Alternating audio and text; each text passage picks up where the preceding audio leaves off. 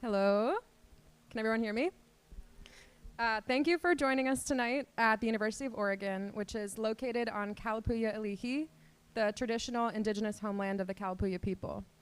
I'd like to extend our respects to the 9 federally recognized indigenous nations of Oregon and to the tribes that have ancestral connections to this territory, as well as to all other displaced indigenous people that call Oregon their home. Today, on behalf of the University of Oregon's School of Art and Design, the 2024 MFA cohort is happy to introduce Gracelee Lawrence as our graduate visiting artist lecturer for the year. Examining the relationship between food, the body, and technology, Gracelee's sculptures rely on both digital and physical methods of making to produce work that contends with the ways in which bodies are both gendered and metaphorically fragmented in terms of capitalist-driven material desires, physical sustenance, and the digital spaces we inhabit. A key concern in Lawrence's practice is what it means to be an organic physical body, whether human, vegetable, or animal, in digital space. Her work suggests a realm populated by bio-cyber-organisms or an uncanny space between the physical and the digital. She is currently an assistant professor of sculpture at the University of Albany, SUNY. Gracelee has shown internationally at Prior Art Space in Barcelona, Spain, and Patrick Mikhail in Montreal, Canada, as well as showing nationally at Cave Gupta in Chicago, Turley Gallery in Hudson, New York, and many more. She has installed large-scale outdoor sculptures at Upstate Immersive, Wave Hill, Museum of Museums, Franconia Sculpture Park, Mary Sky, and others. Lawrence earned her MFA in Sculpture and Extended Media from the University of Texas at Austin. Her work has been reviewed extensively, including The New Yorker, Hyperallergic, ArtNet News, Art News, and Paper Magazine. Please join me in welcoming Gracelee Lawrence.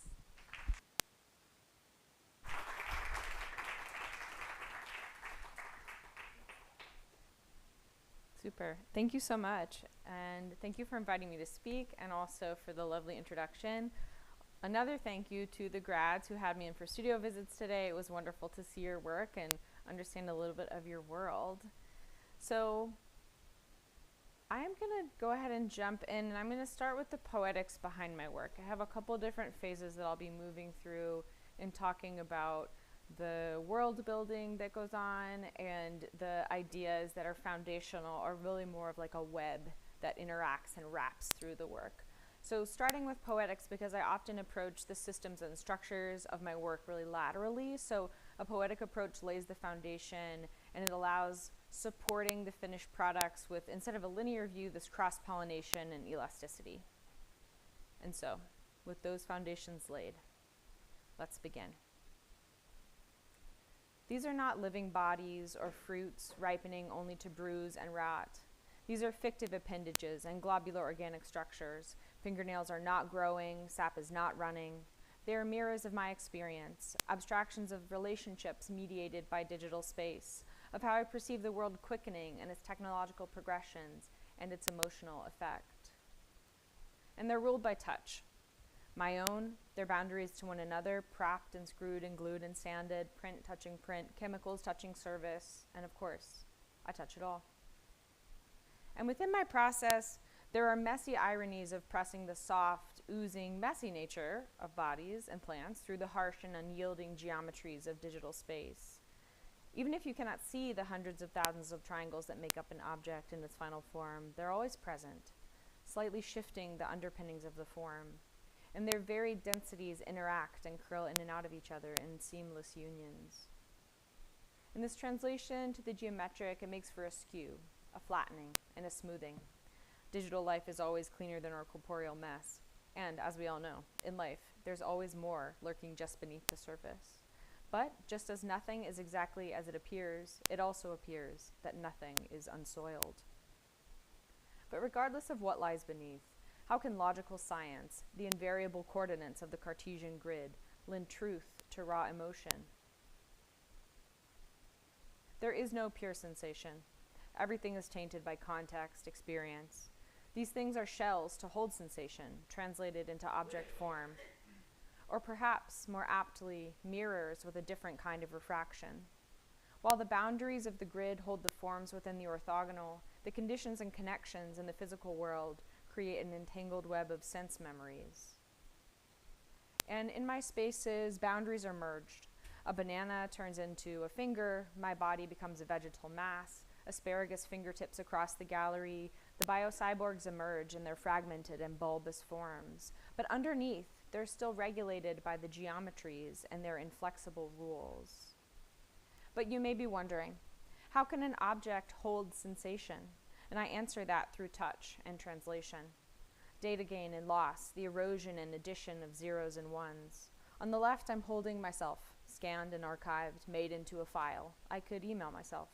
On the right, Rachel holds my copper fingers while Cameron takes a picture, flattening the dimensionality and responsiveness to screen space, while I did the same thing a few inches further back. But back to the context of these objects, you feel this thing differently if you've eaten a banana.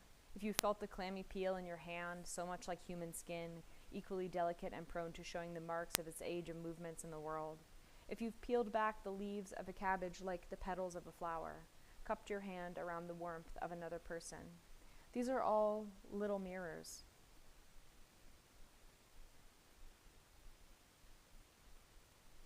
And a mirror reflects and refracts oneself, creating an image of who we think we are. There's an exhibitionism inherent in our moment of digital proliferation, this constant need to measure one's digital refraction. And how does this change desire? How does it shift fear and fantasy? And not to mention that eggplants will never be the same again. And of course, neither will my work.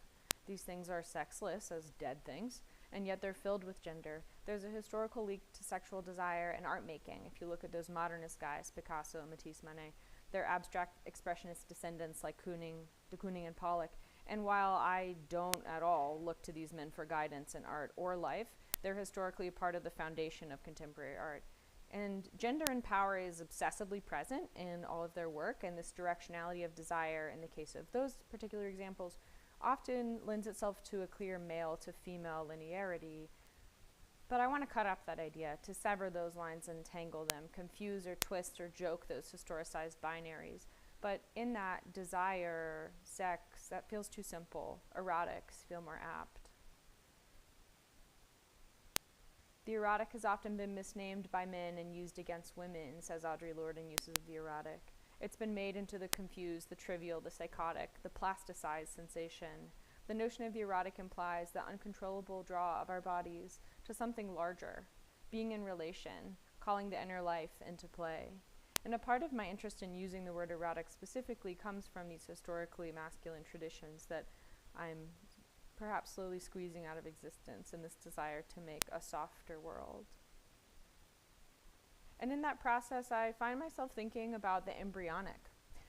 Translucent resin suspended in a gelatinous mass or a vat of resin, print slowly coming into the world layer by layer. The process feels delicate or even tender. And once the surrounding material has been scraped away, it's the first time that the encased object has ever existed on its own in our dimensional world. And at first, this removal is done with great care.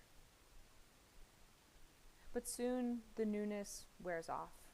I begin to touch them like a person that I know, with this material intimacy that grows over time. I'm less afraid, more brusque, no longer timid. I think I know the boundaries. And in boundaries, there's this relationship to the shell, the egg, simultaneously a protective barrier and a vessel. But more than that, a mirror. Going back to the context talk from earlier. And while the excavation is embryonic, the gestation is anything but organic. Linear, Cartesian, layer by layer, built with toxic chemicals and UV light, thermoplastic and heat. But still, it's making solids from liquids. And there's an unlikeliness to some of these objects, a hole that they fill in my sculptor brain. Not easily cast or hand-carved, their translucence and delicacy makes them feel like tiny organs or jewels, but also ghosts, which makes sense, as I often think of 3D scans as ghosts. But these ghosts, they manage to become real, in a physical sense, invading more than just screen space. They're forced through several more translations, from a scattered point cloud of information to triangles to a line code read by a 3D printer, and then extruded into the world with varying degrees of accuracy. And once they arrive, liberated from their digital sterility, They are subject to the aggressions of touch, dust, holding, pretending, feeling, breaking, sticking, smoothing, longing, polishing, caring, aching, caressing, breaking, building, cracking, aging, etc. All of these actions which ourselves we cannot escape. And there's also some kind of excavationist and additive mothering in this messiness. I'm forcing my own will along with gravity's relentlessness onto these digitally conceived forms that are often materially unequipped to exist. They're ill-prepared, so I prop and glue and sand and press and fortify them to the best of my ability. But above all others, the form that I continually capture is my own body, again and again, scan and archive to try to know myself better or maybe capture different facets. I tear myself apart and put her back together. And here you see 2 scans of the same arm, 5 years apart. But the question that I often come back to is, are they the same? And that depends on your conception of the digital and your definition of real. In digital space, time can expand or contract or even circle back around onto itself in the same way that identity can be expanded or exploded or completely shrouded, allowing a person to become someone else. Space can be amplified and extended to become unknowably vast or compressed so that the entire universe fits on a pinhead. So the idea of real or fake becomes a lot less important because all of these realities coexist in our physical plane and they're amplified by the possibilities and downfalls of digital space. And from time to time, we're faced with things like they're inevitable in the physical realm. Bodily disease or extreme weather can make us feel as though our digital selves are inert or impotent or inadequate. Digital space is still considered by most people to be a place of escape. But this is a really sticky thought. The average American spends over 7 hours a day staring at a screen. So it's become both a completely normalized and quotidian space while also operating in a neoteric space of exception, which is a complicated combination. And while digital space is certainly not a novelty at this point, it is treated much more like a distraction than what it actually is, which is a place where we travel, a place we go, if only with our eyes or minds. In my work, I'm often asking, can we embody digitalness? Can our bodies withstand the torsion of translation? Can we truly step into the mirage with our eyes open? All right, with the poetic context laid, I'm going to switch gears into production, which is a more linear progression, but with good reason, because as is often true, the shifts in my work are a continual evolution, with each exploration building from the last. So you've probably figured this out so far, but my work is born in this kind of transfigurative space between physical and digital reality, and is very much mining the complications of that suspension, which I feel my body constantly pulled between. And so I'm thinking about how bodies are gendered, metaphorically fragmented by broadening and softening the scope of technology. So I'm thinking about how can we expand the idea of technology past hard material and human-made material and think about plant life through the lens of technology, thought patterns, emotional effect. And this also includes imagining potential fluidities between what I consider to be destructive dualisms like masculine, feminine, nature, culture, human, animal, digital, analog. Those are the driving forces behind my work. So I'm going to start with some work that I made in 2015. This was actually the midpoint of grad school for me, and this was the first time that I responded to place and context with my work. It was a site-specific work at Umlauf Sculpture Garden and Museum in Austin, Texas. And in this work, I was actively disrupting the overtly masculine and patriarchal traditionalist stance of Charles Umlauf's bronze figurative sculpture in the museum's garden. You can see actually his original piece in the background and my recreation in the foreground. And so Charles Umlauf is the namesake of the museum. He was also the first sculpture professor at UT Austin, where I attended grad school. So this was also a kind of revisionist project of thinking about my academic history and what it meant to be aligned and associated with this person.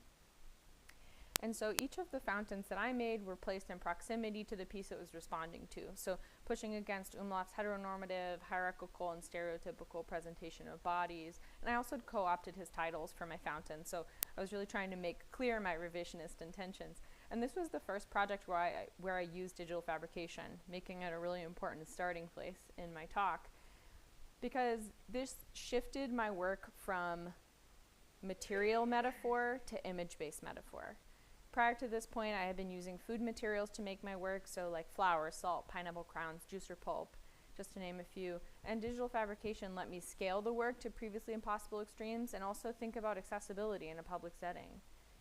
Fruit first entered my work as a material interest, and particularly because of the linguistic and image-based reciprocations with the body and its intrinsic humor. I mean, fruit is used to understand the size of a tumor or a growing fetus.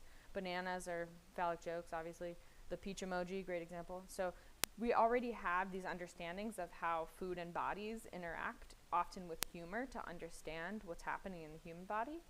And also there's this beautiful reciprocation of language around bodies and plants. To some extent, they're both pruned and grafted and sculpted. They both ripen and decay. And I started making fountains thinking about a replication of nature, so borrowing from the waterfall, the stream, the oasis.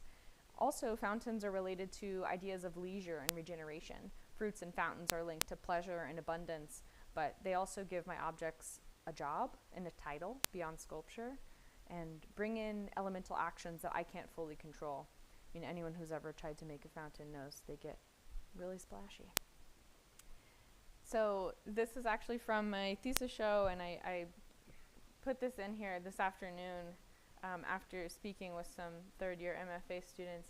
So I began using scans of my own body at this time, and also folks from my community. And over time, this has morphed into the creation and maintenance of a huge 3D scan archive, which kind of charts my path through the world with these digital impressions and understandings of objects and bodies around me.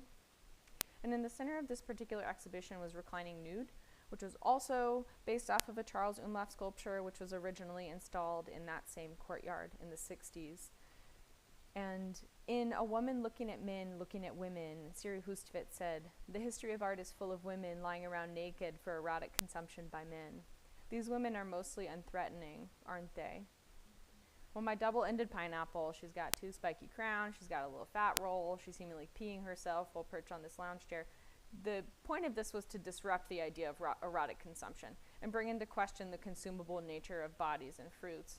And thinking about things like in the 17th century in Europe, a delectable pineapple from the Americas was a huge rarity. It was worth more than its weight in gold. Now they're available in just about any grocery store for a few dollars. So the histories of fruit and the relationships with colonialism, distribution, and the control of bodies and spaces and resources is also an important point of research in my process, and one of the reasons why I think food and fruit are such valuable comparisons to the choices that humans have made over the course of, well, since we started eating fruits and vegetables. And so here's my fountain and Umlauf's original bronze for reference, so you can see the liberties I took. So right after grad school, I received the Luce Scholars Fellowship. I moved to Chiang Mai, Thailand for a year and a half. I mean, I graduated from my MFA.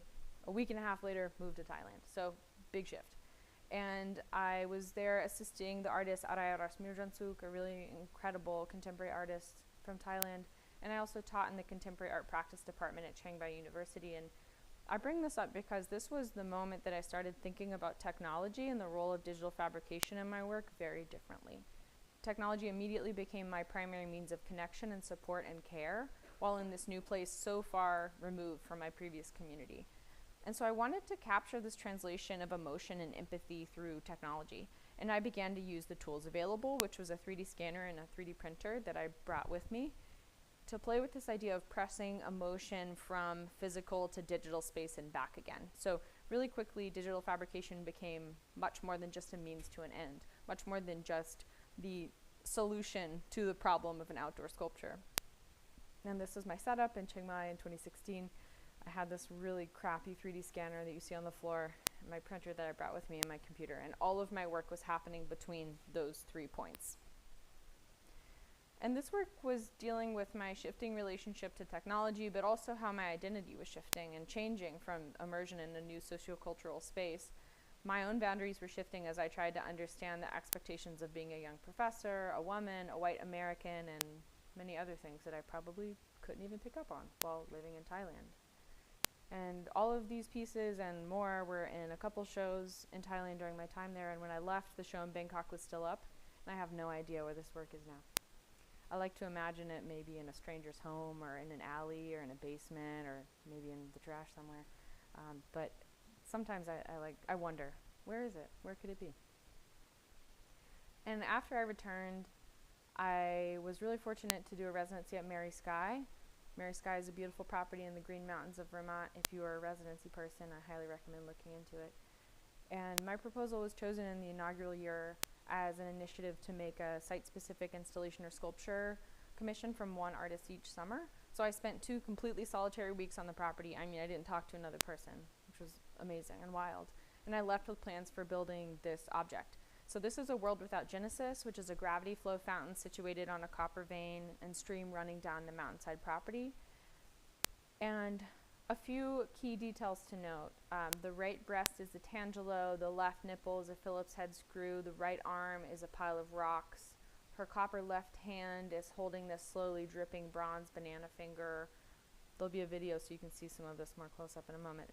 The right leg is turning into a horse leg, and there's a chain wrapped around the fetlock of the horse leg. So this became an accidental self-portrait. I've never intended to make a self-portrait before, even though I scan my body and utilize my body all the time in my work. But something about the time and space that I had in this fully solitary setting brought me to this piece of work that is the closest thing to a self-portrait I've ever made. And I brought 2 texts with me to the mountain. One was Donna Haraway's Cyborg Manifesto, an absolute classic. I see heads nodding. It's so good. And the other is Banana, A Global History. I also love it. To me, it's an absolute classic. And I'll give you a quick banana fact.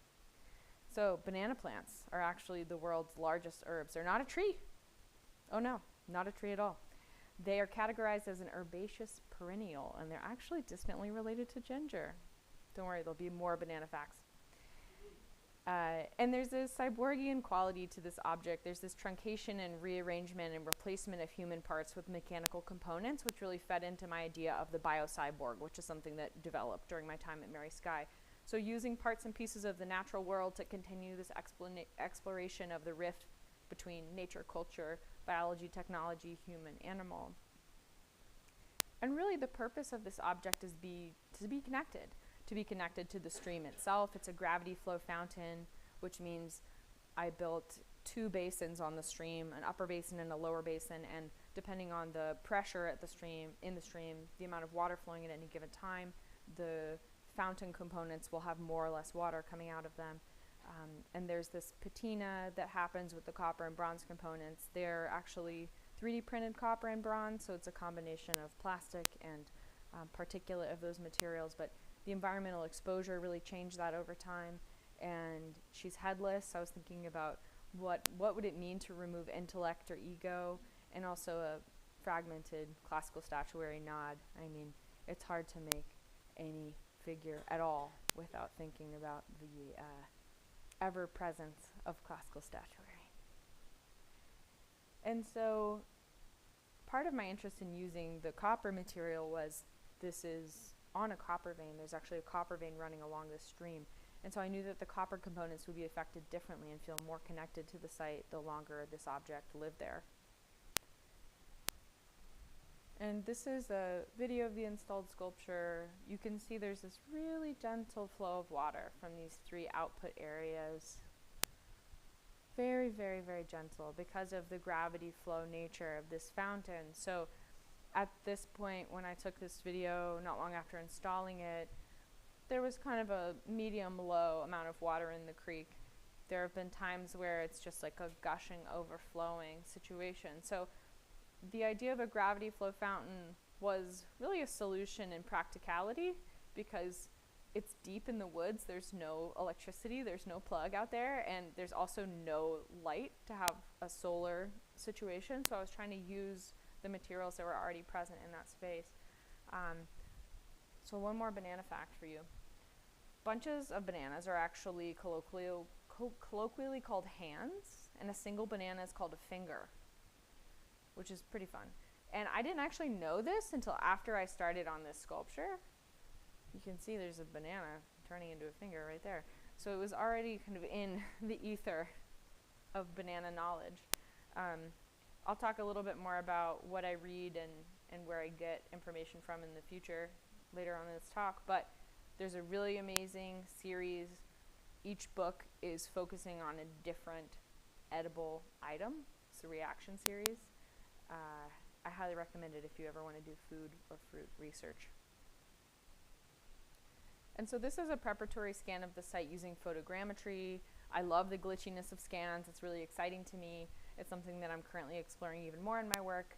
And I love the way that image becomes flattened and skewed and fragmented in this really exciting way that's kind of outside of my control.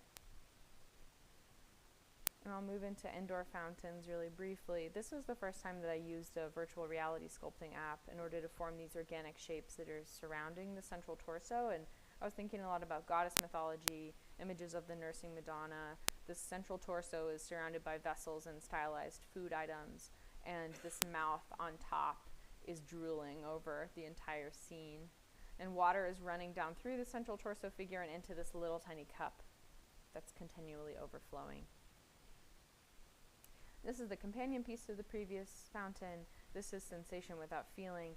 I made this at a residency at the Visible Futures Lab at the School of Visual Arts in 2018. And for the first time in this piece, I was using 3D printed resin components, of which I extolled the material virtues of earlier.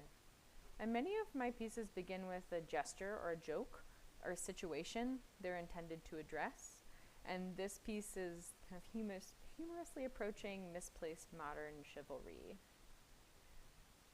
And this is a wireframe view from my Rhino workspace of this fountain when it was in process. This piece, Ancient Hormonal Soup, is really an experiment with new processes and materials. These indoor fountains are very much spaces for new investigations and experiments that don't feel as preciously related to the rest of my work and its continuity. So in this piece, as I mentioned before, fountains are quite difficult to control, so one of my solutions was to make this etched acrylic splash guard. So water droplets are splashing back up and then condensating back down. It also has this really exciting misting pump inside, and it makes this fog that slowly rolls over the rim of the fountain, so it feels like a sci-fi fantasy object, this techno cauldron. And this piece, it feels actually related to the last object. This is Eventual Artifact. It was a collaboration with my dear friend and fellow sculptor, Deborah Freelander, and this was installed in Times Square between 43rd and 44th Streets as a part of the Spring Break Art Fair in 2019.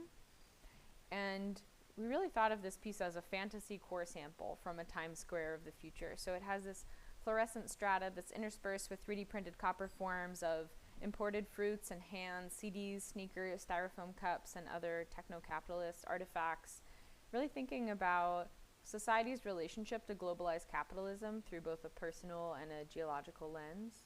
And the cap of this column is a 3D scan of a topographic sample from Manhattan bedrock in Central Park. And the emerging hand is showing a phone is holding a phone that's showing only an image of the mountain emoji. Emojis have a really surprisingly important presence in my work. And it's important that this is Manhattan bedrock because the bedrock in Manhattan is what allows skyscrapers to be built in certain areas of the city, including Midtown. So this particular topography is allowing Times Square to exist in the particular way that it does. And it has a little bit of digital humor too, couldn't help it, you know.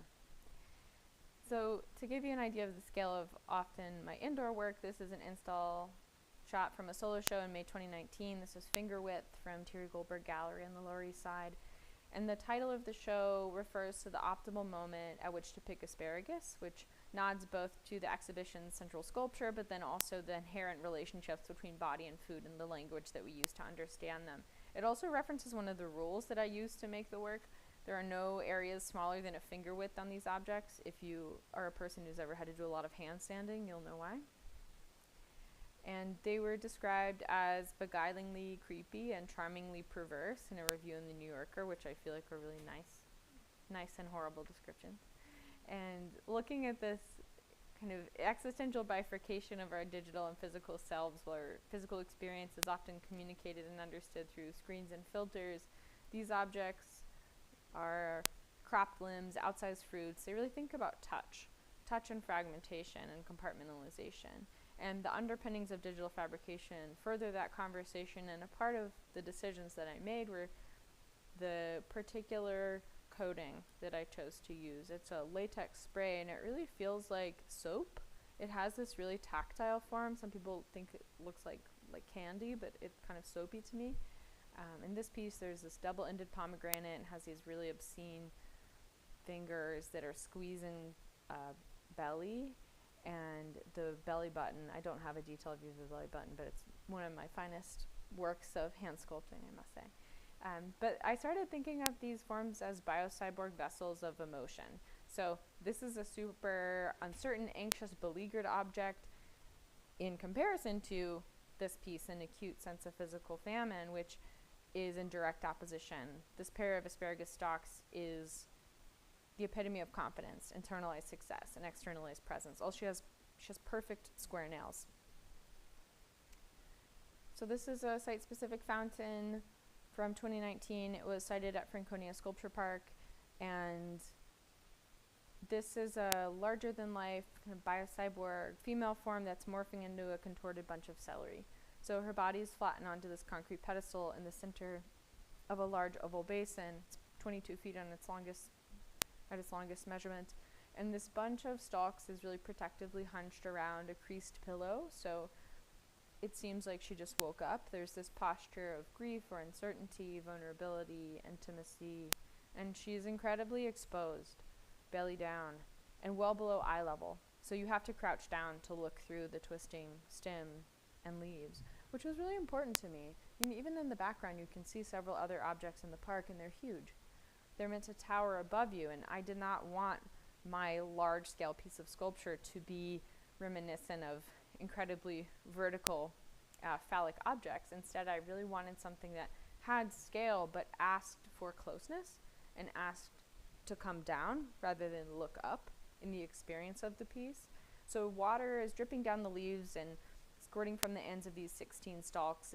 I wanted it to feel like she was crying into the basin, this kind of uncontrollable feeling of crying. And there are 2 stalks that branch off the central core. They're kind of synonymous to arms that are flung out wide with elbows to the side. And she's this really beautiful luminescent pale lilac color, which modulates with the light of the sun.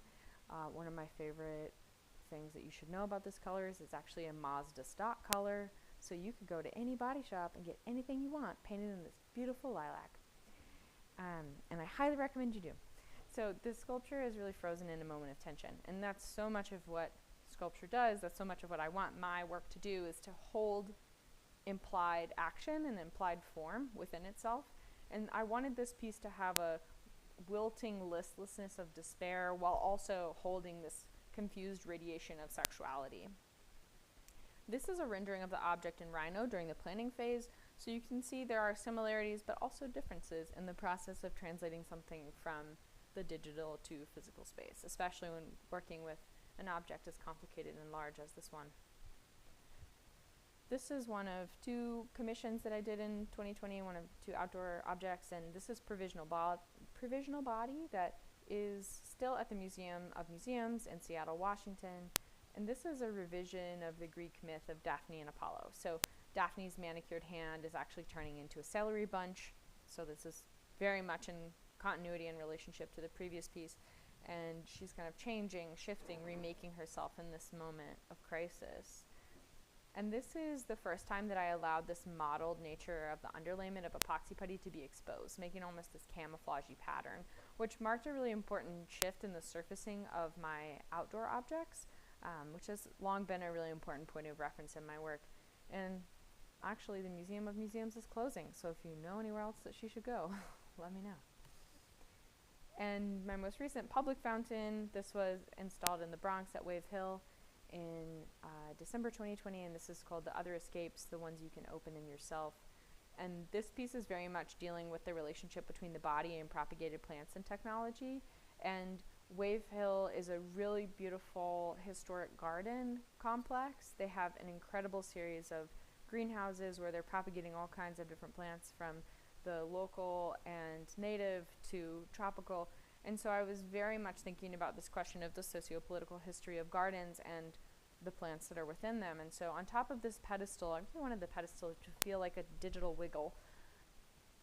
There's a modeled yellow-green biocyborg human figure, a body lying over its knees with a single dangling arm, and then the head becomes this flowering angel's trumpet flower, brugmansia flower, and that's drooping towards the basin of water. So there's this reference to Narcissus, and then the body form has a tail that resembles a plant stem.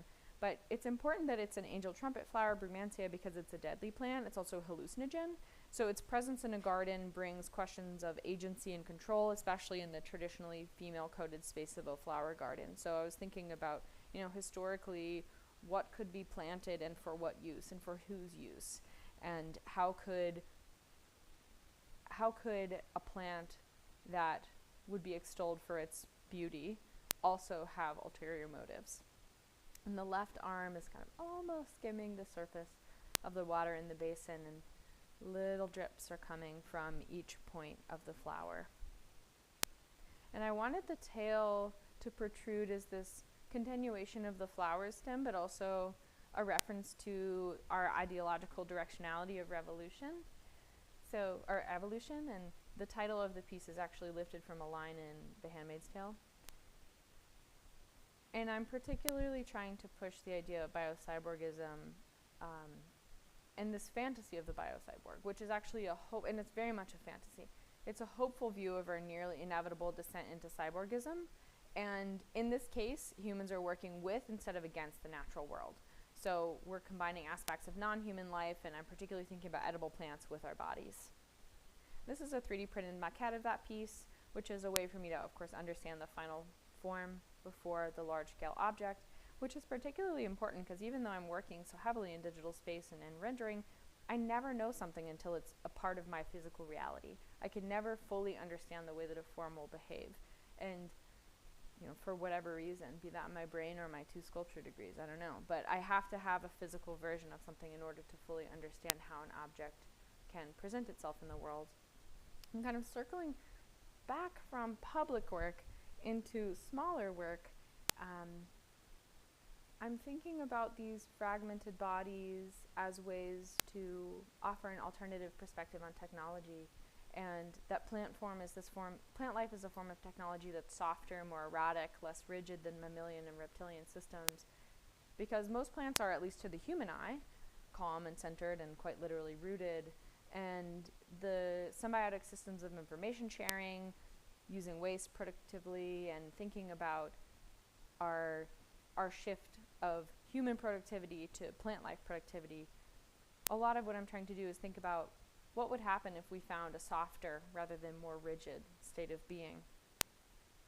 And for the past several years, I've been producing small 3D printed objects that people order directly from me.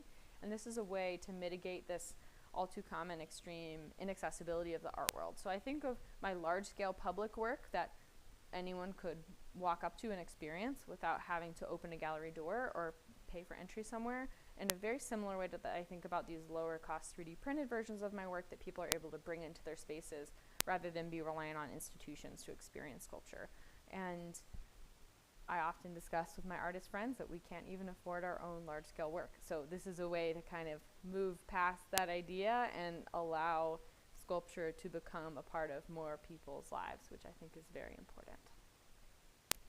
And in a similar vein, I've been experimenting with a particular set of glitches that arise from processing 3D scans, these unbidden bulbous mushroom-like forms that balloon out of the back of the scans.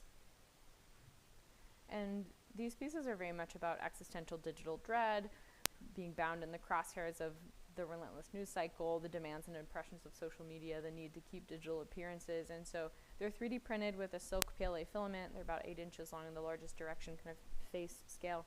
And glitch, in the definition that I'm ascribing to and talking about here, is a short-lived fault in a system, a transient fault that corrects itself and makes it difficult to troubleshoot. And in these pieces, I'm able to initiate a glitch. I don't necessarily have control over how it will behave in the end, but I initiate a glitch, and then what's happening is the forms are nestling into this ballooning expanse, but it's unclear if they're being enveloped or settling in. And there's a large-scale continuation of this exploration that I've moved into larger scale, like more larger than human scale wall sculpture. And while processing these forms, I'm often encouraging the cutouts, these cavernous voids, in a similar way to processing the glitch gals that I was just talking about. So this piece, for example, is 45 individually 3D printed forms, and this is a really important marker of shift in how I'm approaching 3D printing and digital fabrication. So I'm using PLA filament, polylactic acid filament, but in a wide range of potential texture and transparency options, thinking about patchwork quilts, thinking about checkerboard pattern, thinking about linoleum floor tiles. And in the case of this piece, it's a giant butt that just protrudes from the wall. And this is, in this series, there's a increasingly complex evolution. This has over 100 components, making up a lower body that's overlaid with fruits and vegetables, eggplants, jalapenos, sugar apple loins, etc., etc. Many inlaid surprises in this piece. And so much of this new series is about play with materials and pushing filament to new and complicated stretches. And I'm particularly fond of this piece because it feels like an oil spill, a dark rainbow, a rotting log, a bowing lichen. It has both, it has aspects of natural world and human processed unnatural world that are folded in. This form came from this citrus-like texture that arose unbidden while I was processing the 3D scan. So something I was talking about earlier with a couple folks is the huge amount of chance that you can access within digital fabrication, which is a super important part of how I approach it. It's not at all linear. It's not point A to B. It feels much more like ceramics or casting, where there are these external forces that I'm collaborating with, around, and against. So in this case, I had a completely different idea for this form, but as I was processing it through these different programs, this kind of pitted citrus-like texture arose, and that completely shifted the way that I chose to approach the form. And the boundaries and divisions have become really exciting aspects of these objects, opportunities for shifts in pattern, color, form, really exciting formal moments. But then also, of course, it's directly lending itself, pointing to the machines, the technology that are used to make it. So in the piece on the right, I was working with the idea of a sunrise gradient across the entire form. And as a parallel series, I've been making these digitally derived pedestals. They're large-scale versions of the tabletop 3D printed objects, and all of the top objects, the crowning objects of this series of the white pedestals, are finished with an auto paint pearl finish. So there's a reference to digital space and the unlikely refraction of light that often arises in renderings. I love trying to replicate that feeling, but in physical reality. And so the pedestals are really supposed to take an action within the form and expand on it. So in the previous piece, there's a knotted pear stem, and there's an indented hand mark on the side of this peach piece, and so the pedestal is mimicking this pleating and gathering of fabric with two hands kind of stretching with finger scale indentations. And this is a VR sculpting screenshot. These are potential pedestals for the corn sculpture that you saw, and I want to take a moment to talk about this because all of my work that's printed on a fused filament printer, kind of what you think of as the classic extrusion-based printer, is made from polylactic acid, which is a bioplastic made from fermented plant starches. And most commonly, it's made from corn. Could be made from sugar beets, but most commonly it's made from corn. And it is the most common material for 3D printing applications on a broad level. It is used for food packaging, plastic bags. If you've ever used like bio-based plastic silverware, that's exactly what it's made of. And it's a promising alternative to traditional petroleum-based plastics, but it's not a perfect solution. It's still plastic. It has quite a slow rate of biodegradability. It takes 3 months in an environmentally controlled industrial-grade composting environment at 150 degrees, and somewhere between 100 and 1,000 years to decompose in a landfill. So it is biodegradable, but kinda, you know, which is a funny thing because collectors are often like, what's gonna happen to my thing? It's the same as anything else. It's the same. It's the same as an oil painting. If you leave it outside, it's gonna degrade. If you keep it inside, it's gonna be fine. So it's the same thing with this plastic.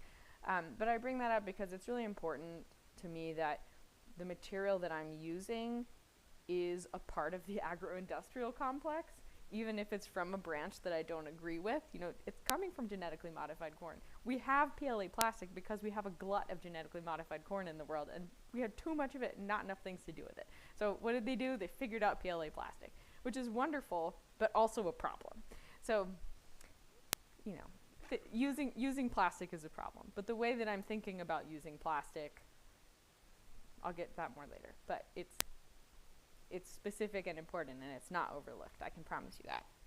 So in this particular piece, I was really thinking about the effects of the agro-industrial complex and GMO corn on the American landscape. I grew up on a farm in central North Carolina. I've spent a lot of time thinking about what it means to be close to, embedded in, around large-scale farming. And it is an irony of my work that the material that I use to make it out of is fully connected to that.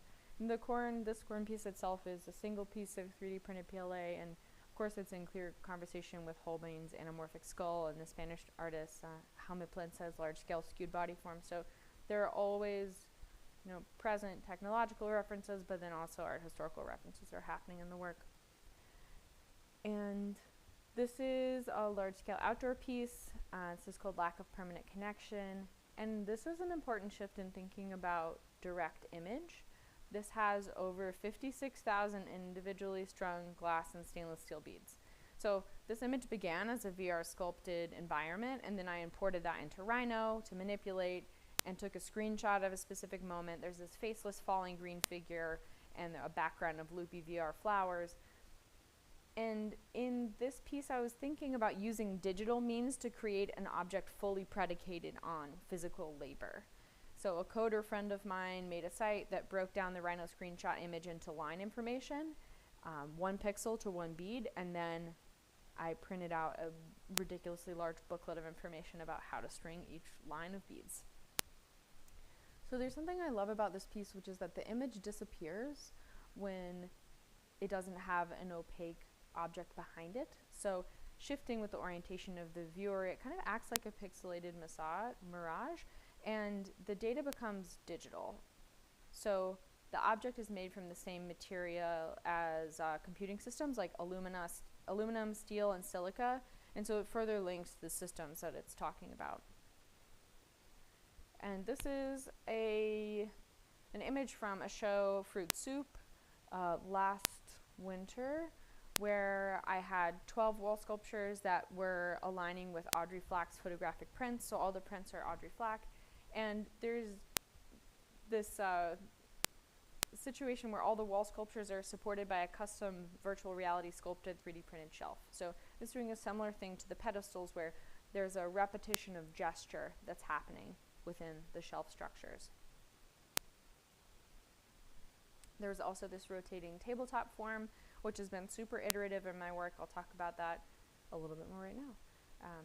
This is a body of work. This was at Art Dubai, March 2022. And these 5 rotating sculptures are like bite-sized versions of the tabletop piece in the gallery.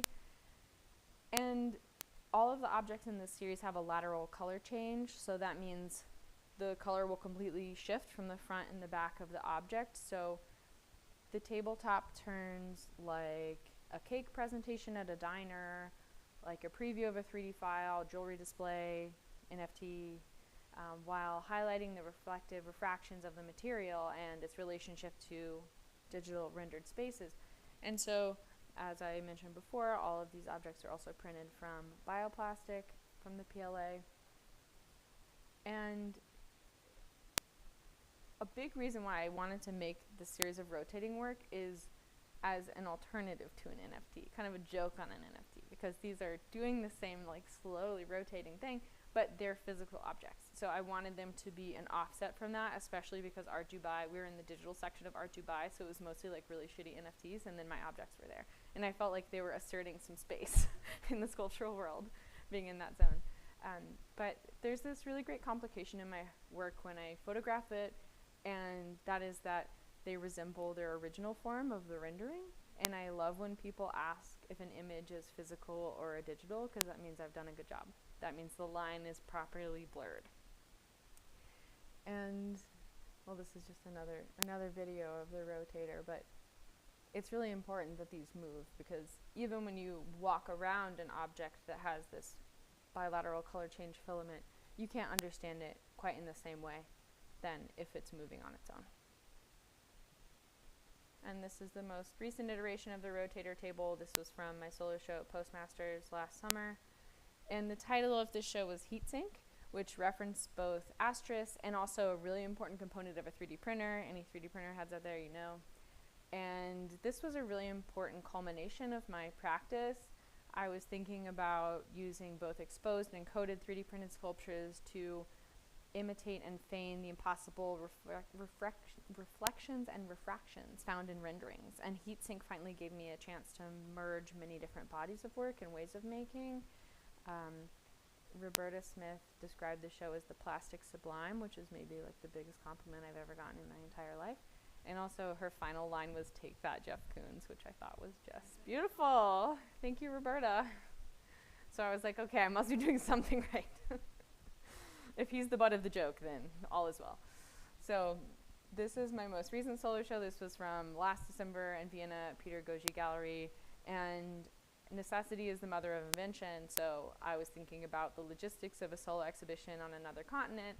And that led me to some really exciting outputs, like bringing resin printing into my practice. And so these are actually like kind of shallow discs that live on the wall. They're about 2 feet in diameter, but no more than 3 inches deep. So I was thinking about how to make work that I felt was exciting and in relationship to all of these ideas that I'm dealing with, but that I could also check on a plane.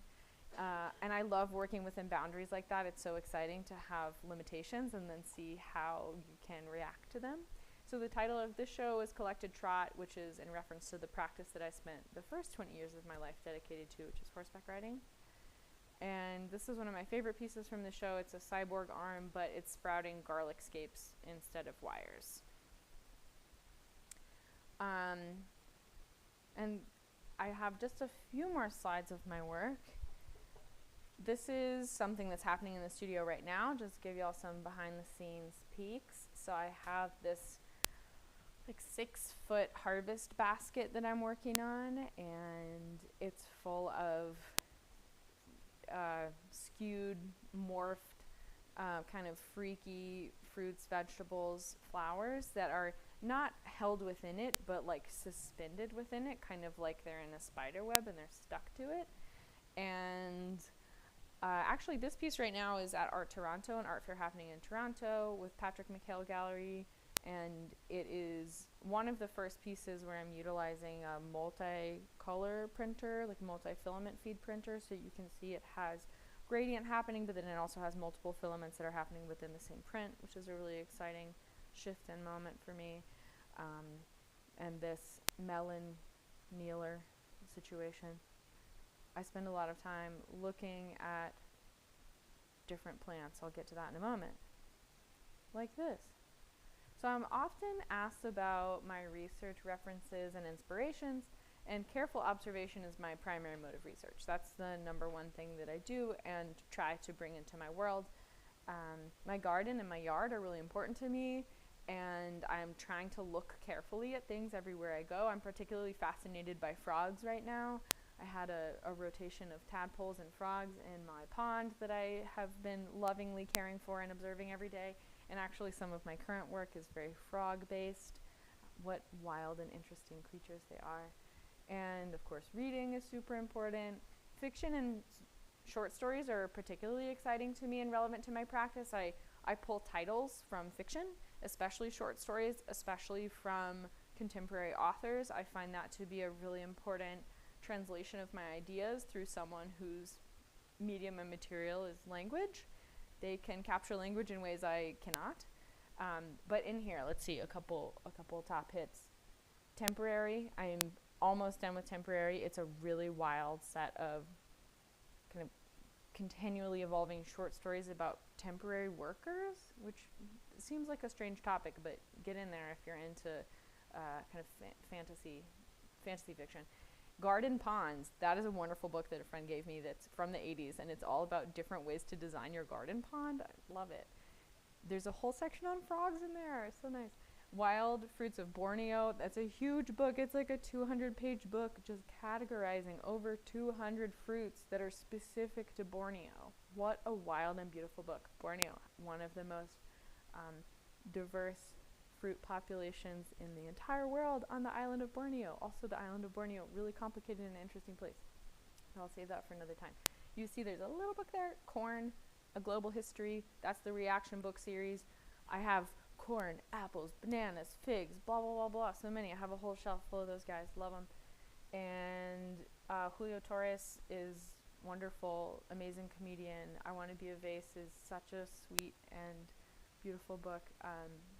It says, oh yeah, Julian Glander did the render images for it, and it's such a like funny, gorgeous world to be immersed in. Incredibly plasticky, shiny, smooth. Evil Flowers, also a really good book of short stories. If you have any more questions about any of these books, happy to answer them later. Oh, there's a zine called America's Hottest Potatoes, also really good. And then the last important input in my practice and work is fashion and music. I think a lot about fashion design. Actually, some of my first sculptures were dresses, wearable objects, and I find myself really drawn back to the world of design and thinking about distribution of beautiful objects in the world and interesting objects, and that clothing and fashion is one of the most active ways for things to distribute in the world. And I'm actually currently working on a collaboration with Alphonse Maître-Pierre for Paris Fashion Week 2024, which was like such a dream that he reached out to me, because I think so much about the overlap between art and design and fashion, and like how can we distribute ideas. And really, the contemporary art world, not such a great way to distribute ideas, but thinking about adjacent fields and the kind of expansion of distribution is really exciting to me. And I think that fashion and music has a much greater capacity to do that. I also just love Dorian Electra. Dorian Electra's amazing. Absolute icon, so good. If you don't know Dorian Electra, prepare to have your world rocked. Get in there, watch some music videos. Also does an amazing live show. So, thank you so much. Thank you for your attention. I'm happy to answer questions. Yeah.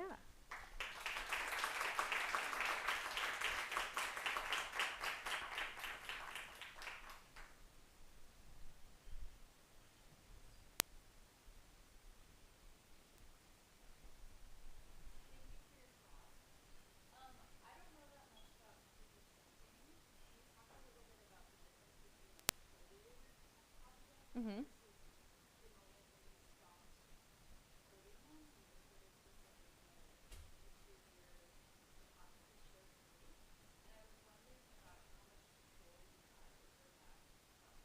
Mm-hmm. Mm-hmm. Yeah. So I'll back up to like this. So the arm itself, all of that is 3D printed. And all of the different textures, colors, shininess, all of that you see is intrinsic within the filament that I'm using. So it's kind of like a big giant spool, like a spool of thread, but it's plastic.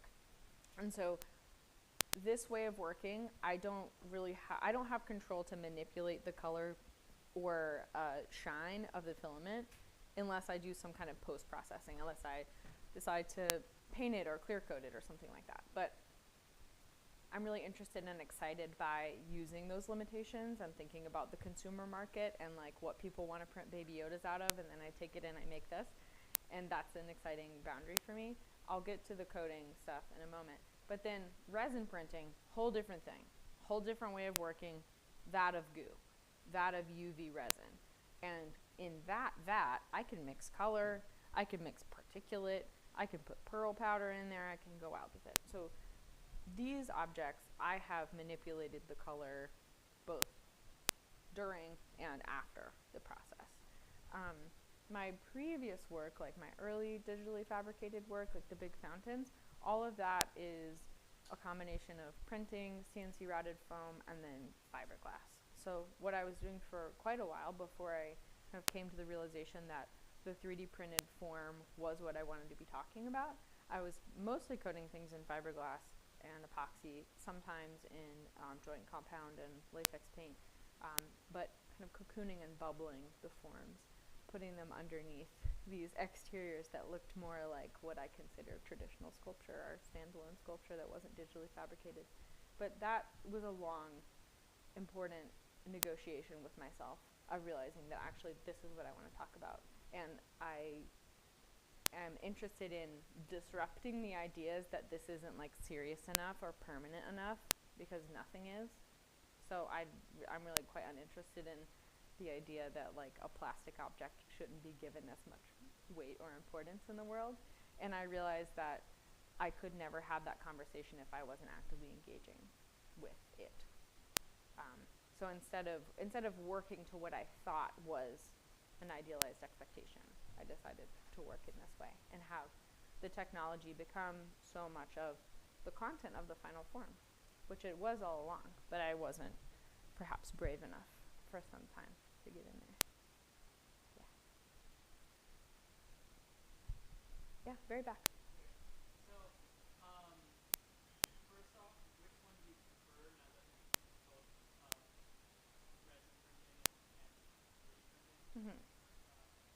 My second question is, like, I'm curious to know what your workflow is like, because Mm-hmm. obviously 3D printing takes like a buttload of time, Mm-hmm. and I'm just curious if it's along the lines of weeks and like days and weeks, or is it like months and years Mm-hmm. working on a specific thing? Mm-hmm. If you have like a net day that you're done with it, or do you like work on it sometimes? Yeah, really good question. So, first question. I can't say that I prefer one over the other. They are so different. So, like to make this form, I'm using fused filament fabrication, FFF. And that's the classic, hot extruder guy. And when I'm working to a specific scale, when I need particular material qualities, this is how I want to go. This is much less expensive than resin printing. So if this object is 6 feet tall, I'm not going to do that out of resin because it would be like $3,000 of resin, which I just don't have that to go around. So I have to kind of negotiate with material costs, time that it's going to take, and the output that I want. These pieces, I really wanted them to have a more kind of glassy consistency. I wanted to be able to manipulate surface in a different way. The detail that I'm able to gather using resin printing is so much higher than fused filament, and really that's because the way that FFF printing is working, nothing is ever as sharp as it could be because there's always an extrusion that's squishing. It's a squish process. I mean, they're both squish processes, but it's squishier. So everything is like a tiny bit more rounded.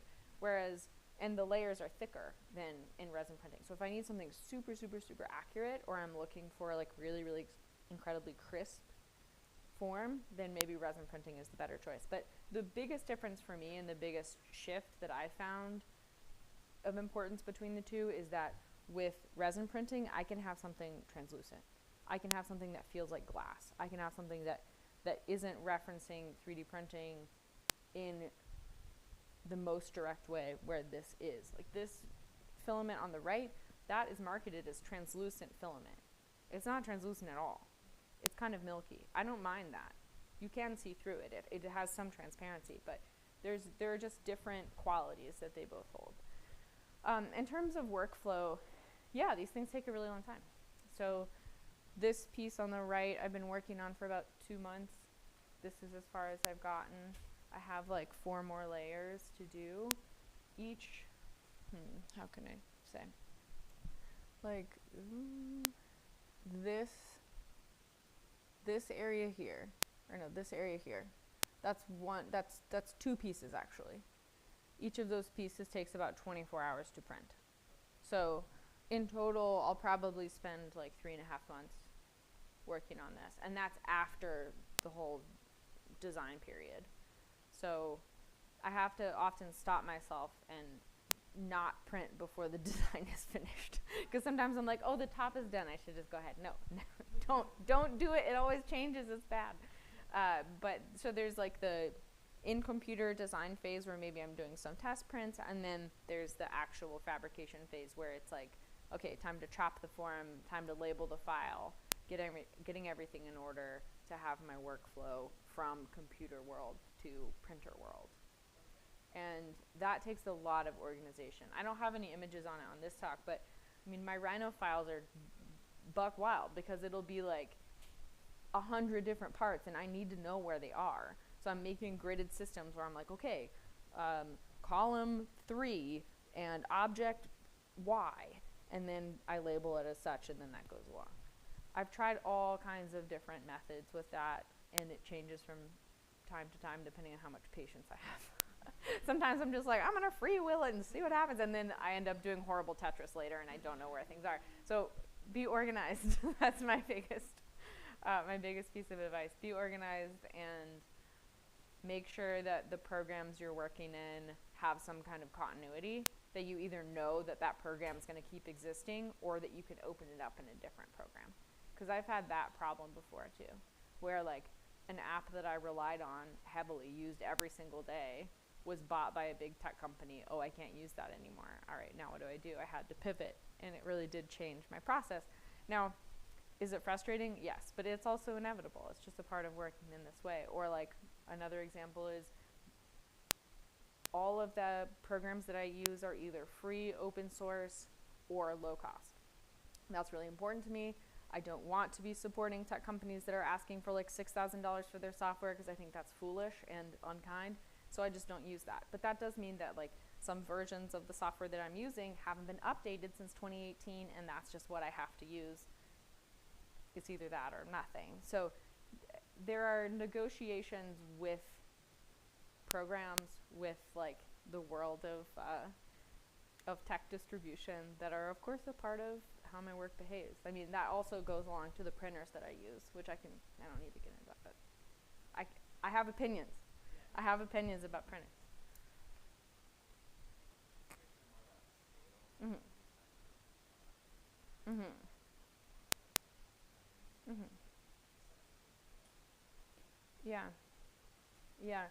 I mean, I for a very long time have leaned towards things that feel larger than body scale, and that's because I don't want the work to be related to our immediate reality. I want the things to be living in the fantasy, and having something that's larger than human scale is one way to do that. There are exceptions to that, but in almost every case, I mean, even in the case of this piece, which is 12 inches wide, all of those fruits and vegetables are substantially larger than what you would normally find. So there's a kind of cartooning that happens in scale, and I find myself leaning towards larger rather than smaller as a way to talk about a fantasy world. Very back on the left. Speaking of fantasy, so I was listening to you when you were talking about file cyborg, Mm-hmm. like the term is like really certified augmentation. I was wondering if you could elaborate a bit on that and maybe like compare it, or like what qualities does it share with the chimeras, and like what is distinct from differentiation? Well, how are you describing, or how are you defining chimera? I mean, chimeras are two different organisms that are meant from like one body, but it has qualities of two different organisms. Okay. Yeah, I mean, the important differentiation for me is that I'm using the base ideology of cyborgism, of replacement of parts, and thinking about distinct parts where you can see the boundaries and edges. I mean, in at least my kind of imagined view of cinematic cyborgism, which is really that's the line that I'm thinking about, because I'm thinking about like what are the images of cyborgism that we have in our collective consciousness in general. And so much of that is direct replacement of parts and understanding the boundaries and thinking about those boundaries and edges. So in the biocyborg, I'm wanting to utilize that idea of replacement and changeability within the parts. But I've never thought about it in comparison to chimera before, so that's something I'll have to think about more. Early on in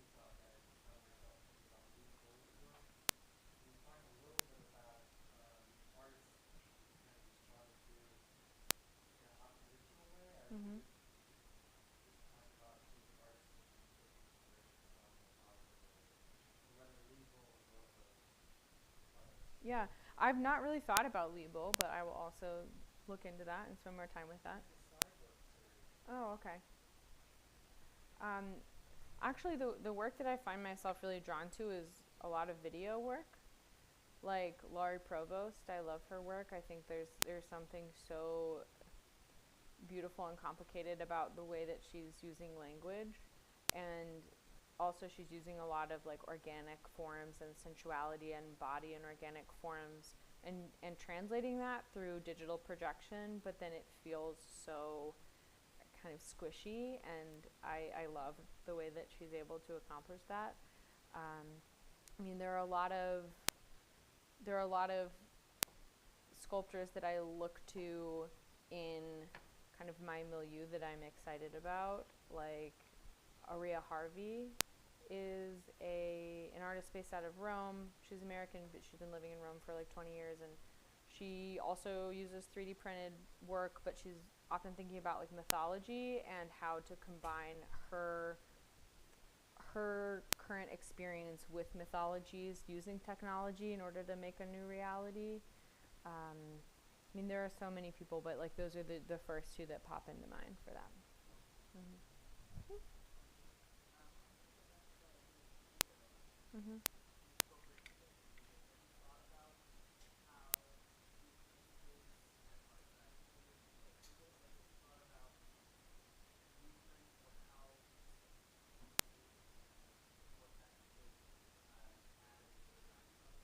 Mm-hmm.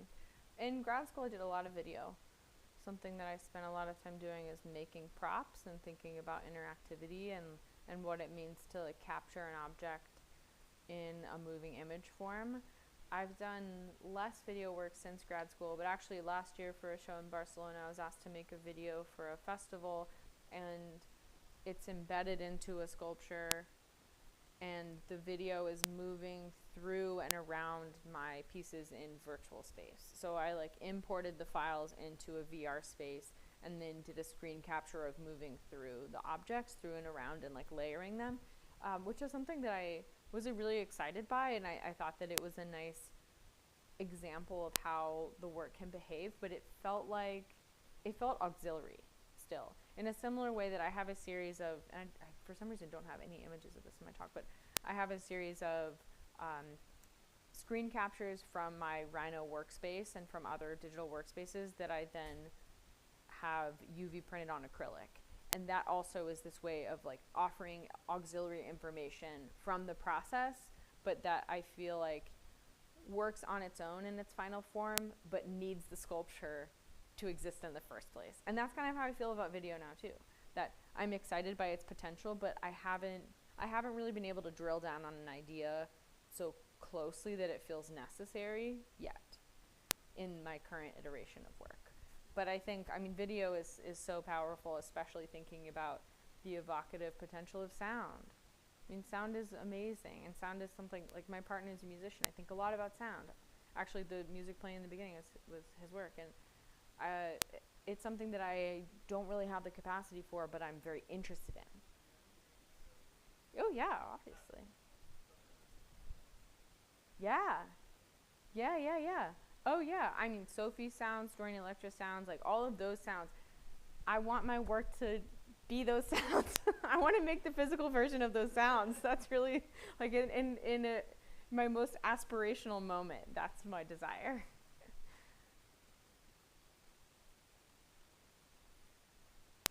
Any other questions?